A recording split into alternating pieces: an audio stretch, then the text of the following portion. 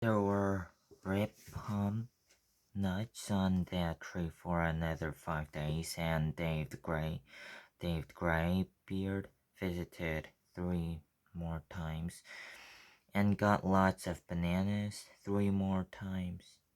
A month later, when another palm tree in camp bore ripe fruit, Dave again visited us, and on one of those occasions he actually took a banana from my hand. I could hardly believe it.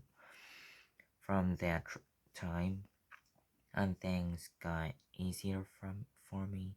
Sometimes when I met Dave the Graybeard out in the forest, he would come up to see if I had a banana hidden in my pocket. The, the other chimp stared with amazement. Obviously, I wasn't as dangerous as they had thought. Gradually, they allowed me closer and closer. It was Dave Gray Beard who provided me with my most exciting observation. One morning near the peak, I came upon him squatting on a termite mound. As I watched, he picked up a blade of grass, poked it into a tunnel in the mound, and then withdrew it. The grass was covered with her termites, all climbing on with their jaws. He picked them off with his lips and scrunched them up.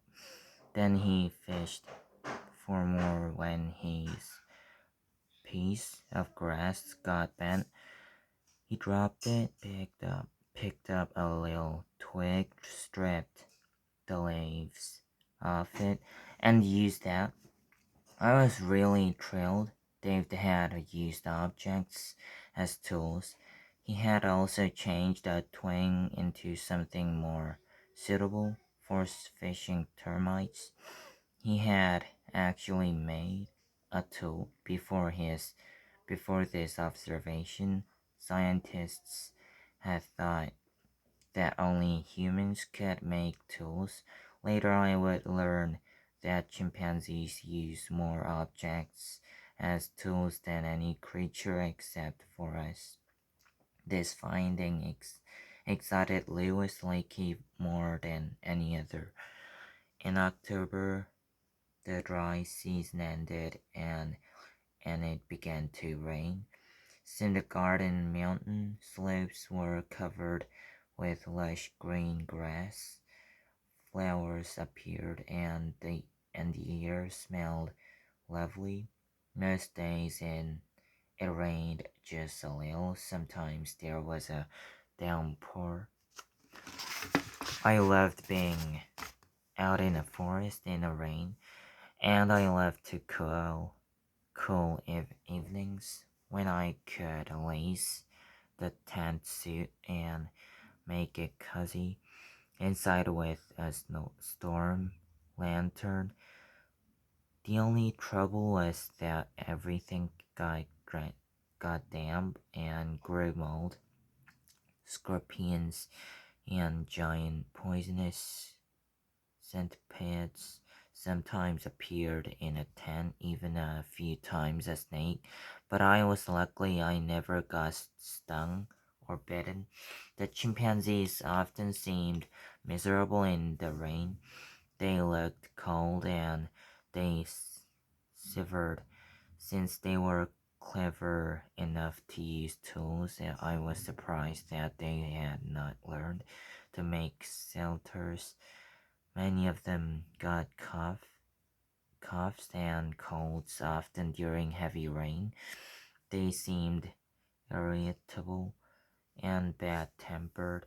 Once as I walked through thick forest in a downpour, I suddenly saw a chimp hunched in front of me. Quickly I stopped, then I heard a sound from above. I looked up and there was a big chimp there too. Then when he saw me, he gave a loud, clear, wailing roar, and a chilling call that is used to threaten a dangerous animal.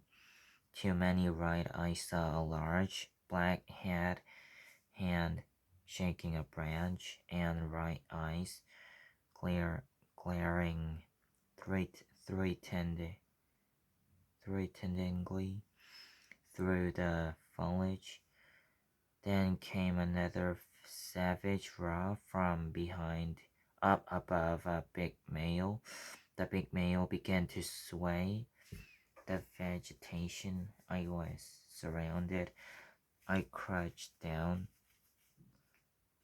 trying to appear as non-threatening threatening as possible. Suddenly a chimp charged straight toward me.